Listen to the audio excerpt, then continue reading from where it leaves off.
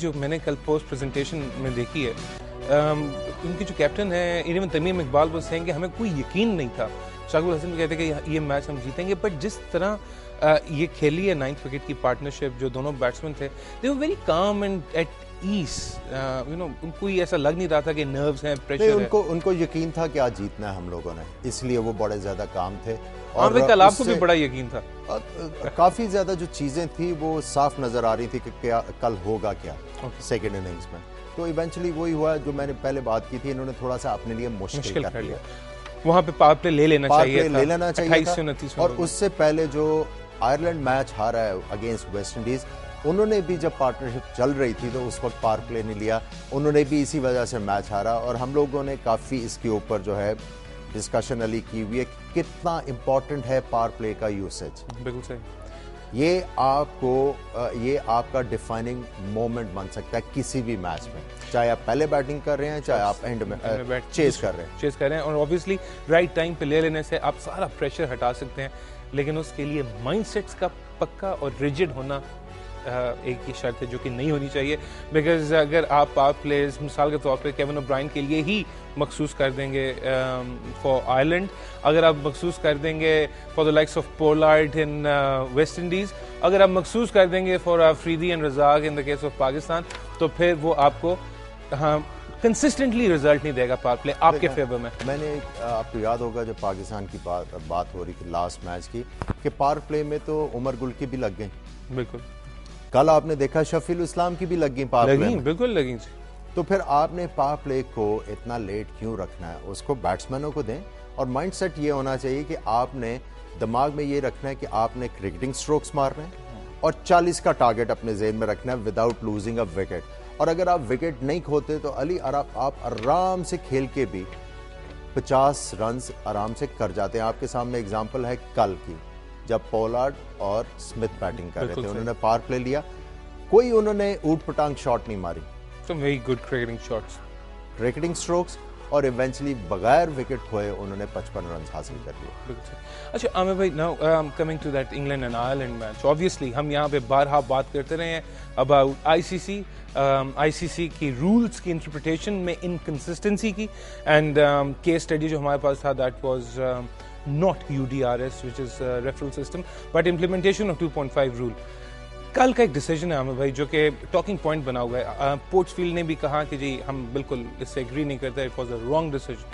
हमने देखा विल्सन ने ठीक ठाक बहस की श्रीलंका के अंपायर के साथ। जो हैरानकुन बात है वो ये है कि पोर्टफील्ड ने अपनी प्रेस ब्रीफिंग में कहा है कि हमें जो इतलात मौसूल हो रही हैं उसके मुताबिक अंपायर ने थर्ड अंपायर से ये पूछा था कि पहले बैट लगाए बॉल को या पहले पैड लगाए, और अगर पहले पैड लगाए तो फिर इसका मतलब क्लियर है ये सवाल पूछने का कि वो शॉट खेलने जा रहे थे और उनको आउट इस बिना पे दिया गया है कि there was no shot offered. Now Aamir भाई, बात यह है कि आप अगर पहली बार डिसीजन अपना गलत कर बैठे तो अगर आप यूडीआरएस के थ्रू रेफरल के थ्रू देख रहे हैं उसको बड़ी स्क्रीन के ऊपर और आपके पास थर्ड अंपायर भी हैं, तो at least you can reverse your bad decision. ये क्या जरूरी है कि हम लगे रहे? It's not about reversing your decision, it's about making the right decision. Absolutely. अब जब आपने वो जो आईसीसी की एक्सप्लेनेशन पढ़ाई थी जो मैंने आपको उन्होंने मेल की हुई थी, वो टोटली जो थी मेरे लिए फजूल थी। हमारे लिए तो थी नहीं, इंजीनियरिंग यूडीआरएस सिस्टम का मतलब क्या है जी? कि अगर अंपायर ने गलत फैसला किया है और अगर किसी ने भी बॉलर ने या बैट्समैन ने रेफरल मांगा है, तो अगर वो क्लियरली आपको इंडिकेशन दे रहा है कि ये विकेटों को लगेगा या नहीं लगेगा, उस सूरत में वो आउट है या नॉट आउट है। बिल्कुल सही।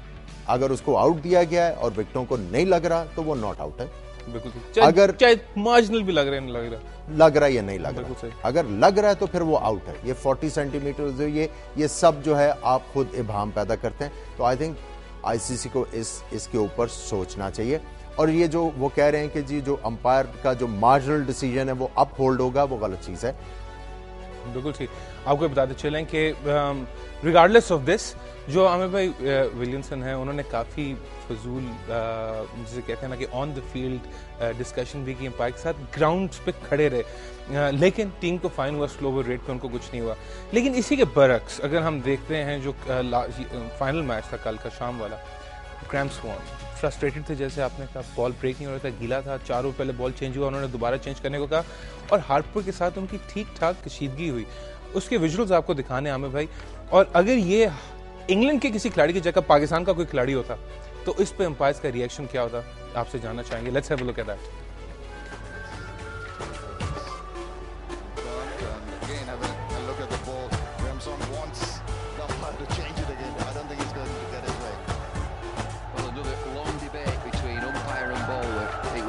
I think 4 overs ago, and they're looking to change the ball, England, because it's wet. भाई क्लियरली अगर एक बार इनको ये उन्होंने मना कर दिया अंपायर ने, but then why all this, और फिर ये सॉरी करने भी आए, लेकिन obviously it was too late.